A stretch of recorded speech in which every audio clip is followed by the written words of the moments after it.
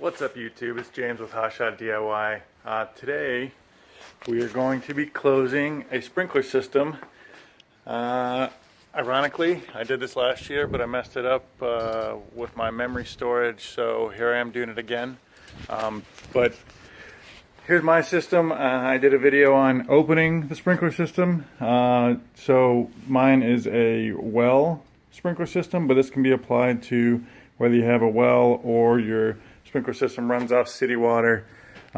First things first, you're going to unplug the pump if you have one, and set your system to system off. And then you need to get out your air compressor. I use this little guy. The sprinkler contractors have a big pull behind that pumps an insane amount of air, but this has worked for me. I'm in Virginia, so we don't get too cold of stuff, so I get most of the water out, if not all, but it's worked for the last couple years I've done this.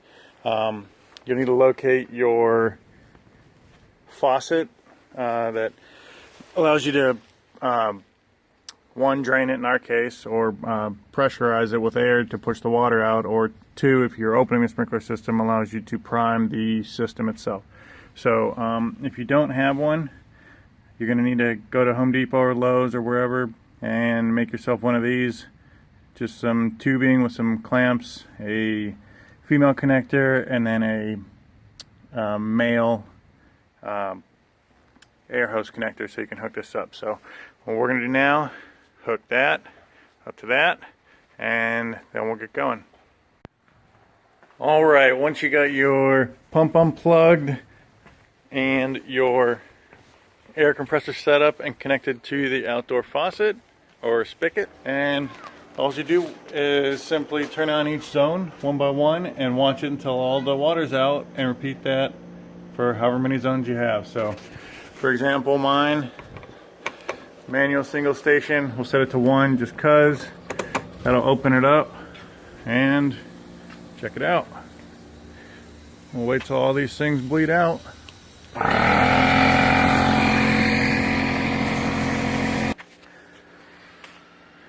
So as I was saying, wait until all the water bleeds out, and what I do is once I think all the water is out, I obviously have a small air compressor, so it might take several times of it refilling. When I do notice the pump kick on, I'll go ahead and turn the system off again to close the valve, but I will repeat that process of pushing air, opening the zone, pushing air through it, and emptying it until all the water's out. Again, pausing, shutting the zone off every time the pump kicks on so I can have high pressure pushing all that water out. And then at the end, I'll push, once I think all the water's out, I'll do one more push with the air compressor for it to get every little bit that I possibly can out. After that, you're going to go do the same process for each zone. I have 6. So I'm going to go ahead and do that, and at the end of this, we'll leave the system controller to off, and we'll drain the pump, and I'll show you how to do that. So I will drain the rest of my zones, and I'll be right back.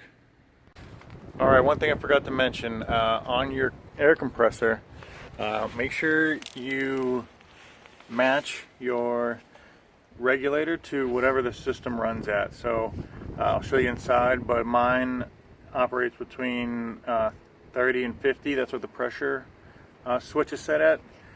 50 it turns off, 30 it turns on, so anywhere in that range. So I set mine for 50 psi. I even wrote it up here: tools 80 to 90, wells 50 psi. But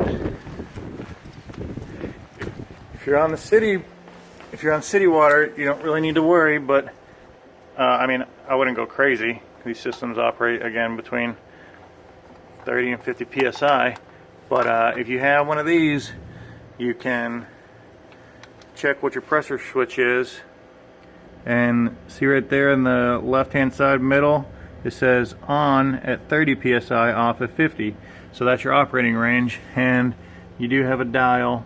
Now mine's actually a little bit over because I did just have to adjust my air compressor, but before you unplug your pump, you can check what the system what your pressure gauge reads, and you can set your air compressor regulated to that PSI before you start this whole thing. So I'm going to finish up my zones and I'll be right back. All right.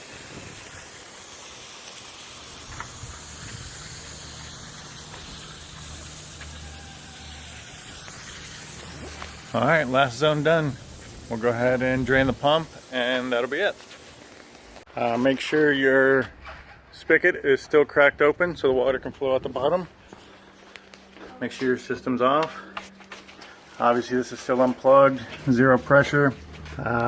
If you have a ball valve like I do, you'll simply just turn it. If you don't, you can buy this little system for probably like $8 at the Home Depot or Lowe's, and just remove the plug and thread that end in. Use a little bit of Teflon tape.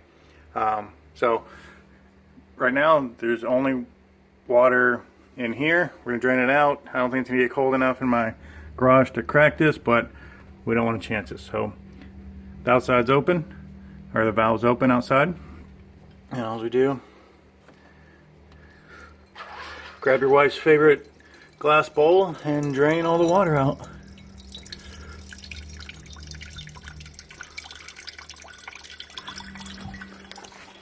Alright, that's it. If you like what you see, hit the like button, subscribe, and look for more videos shortly. Thanks.